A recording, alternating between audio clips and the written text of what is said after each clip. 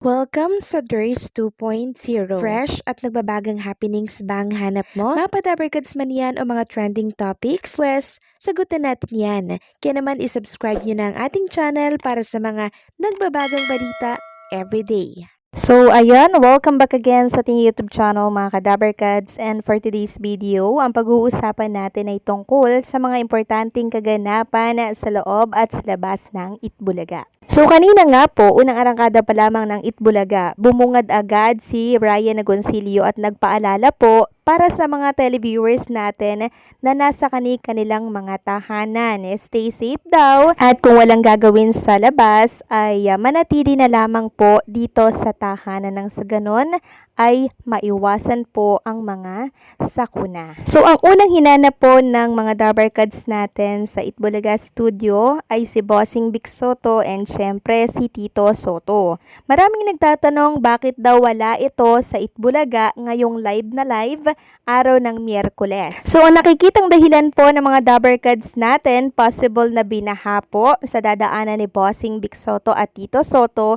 kaya hindi po sila nakarating ngayon sa Itbulaga Studio. Kaya pinili na lamang po ni Bossing and Tito Soto na mamalagi po sa kanilang tahanan. And since wala nga po si Bossing Vic Soto, mga Kadabarkads, ang pumapalit sa kanya sa therapy, walang iba kundi po si Alan Kay. Sama niya syempre si Maine Mendoza and si Miles Ocampo. And nakita nga natin doon, mga Kadabarkads, yung interaction ni Miles and Maine Mendoza, sobrang okay na po sila.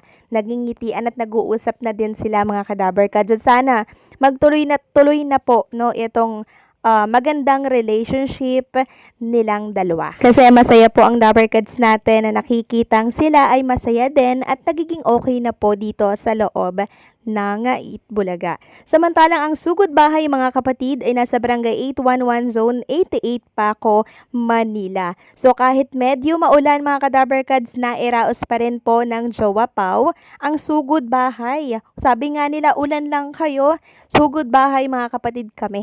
So uwi na din po ito, mga Kadabarkads, para makapagbigay syempre ng tulong sa mga kababayan natin dito sa Paco, Manila.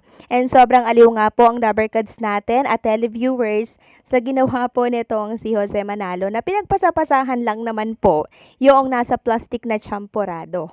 Samantalang, during GB5 naman, mga Kadabarkads, ay pumalo po ng 150 plus K ang online viewers ng TVJ Itbulaga YouTube channel. At ito nga po pala, mga Kadabarkads, ito yung gumimbal kanina during sugod bahay, mga kapatid. Yung sinabi po ni Bossing Vic Soto, malamang nakarating at nababasa niya po yung mga komento ng mga Dabarkads natin sa naging judgment ng kanilang programa sa segment na The Clones. So, ramdam ko po yung galit, yung inis ni Boss Joey De Leon habang sinasabi niya po yung mga kataga na dapat panoorin daw po ng mga bashers, mga Kadabarkads, itong announcement nila.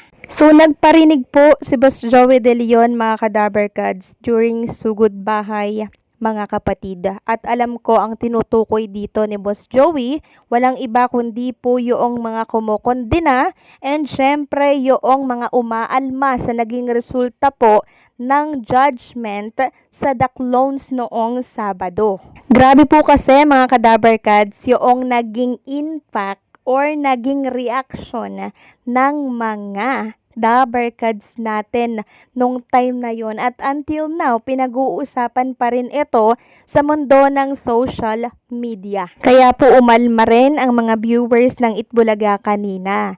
Sabi po dito sa nabasa ko, "Be humble, Evie and Joey, wag niyong tawaging bashers ang maninira ang viewers nyo." So, hindi po matanggap ng ilang viewers natin na Dabarkads yung sinabi po ni Boss Joey De Leon kanina na tinawag daw silang bashers. So, hindi na kasi mga bashers, mga Kadabarkads, yung mga nagbibigay po ng komento, kundi mga Dabarkads natin yun na hindi po talaga sang-ayon sa naging desisyon noong Sabado. Kaya umaalma yung ibang Dabarkads na hindi daw sila basher, mga viewers daw po sila. Ngayon, marami pong naka-curious mga ka-Dabarkads. Ano daw kaya yung announcement ni Boss Joey De Leon? Kasi yung announcement na yun mga ka-Dabarkads, yun po yung para daw sa mga bashers, para daw malinawan yung mga bashers. Kasi ramdam ko po yung galit at ines ni Boss Joey De Leon sa feedback po ng mga Dabarkads natin. Ramdam na ramdam ko kanina mga ka-Dabarkads. Siguro maging siya,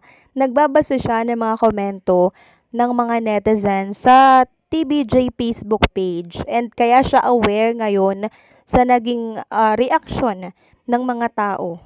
So, possible na ipakita po mga ka-Dabarkads yung naging scoring ng mga judges para po matapos na yung mga haka-haka at pagkainis ng ilang mga viewers ng naturang programa. So, mas okay yon mga ka-Dabarkads nang matapos na nga po ang pangbabatikos dito sa Itbulaga. So, binasag na po ni Boss Joey De Leon ang kanyang katahimikan dito po sa issue ng Itbulaga, the clones winner, noong nakaraang Sabado. Samantalang kanina naman po sa Dres TV na page, nagtanong ako mga ka-Dabarkads kung sakali po na mag-audition itong si Jazara sa It's Showtime ay kung papayag daw ba ang mga Dabarkads natin, 'di ba? Kasi hindi nga siya nabigyan ng chance dito sa Itbulaga kung payag ba. So sabi, ito yung mga komento ng mga Dabarkads natin, kung saan siya dalhin ng tadhana, so suportahan ko 'yan, baka hindi para sa kanyang Itbulaga. At yan ang pagsisihan ng Itbulaga. Kung sakaling mangyari yun mga ka-Dabarkads, sobrang sayang po kasi dapat sa Itbulaga siya, di ba? Pero hindi pa po tapos ang laban mga ka-Dabarkads. Kasi yung announcement po ni Boss Joey De Leon, malaki po ang mababago. And ito ay para sa ikakalino na din ng lahat ng Dabarkads natin na talaga naman pong humihingi po ng kasagutan bakit ganon ang nangyari sa resulta ng female clone noong Sabado. Ako para sa akin mga ka-Dabarkads, out naman dito ang TBJ mga judges po ang gumawa ng desisyon kaya sana ihiwalay din po ng mga viewers yung pambabati ko syempre. At kung may papagit naman dito, dapat yun ay ang Tito Vic and Joey. Para lang matapos na po lahat, 'di ba mga ka-Dabarkads ng issue, kasi ang naiipit ngayon talaga ay yung programa po na Itbulaga. And mabuti ngayong araw po ng Miyerkules mga ka-Dabarkads, nagparamdam na si Boss Joey, binasag niya yung kanyang katahimikan. And talaga namang inilabas niya yung kanyang saloobin po tungkol doon sa nangyari. And sana tigilan na rin po natin siguro yung pambabatikos sa programa.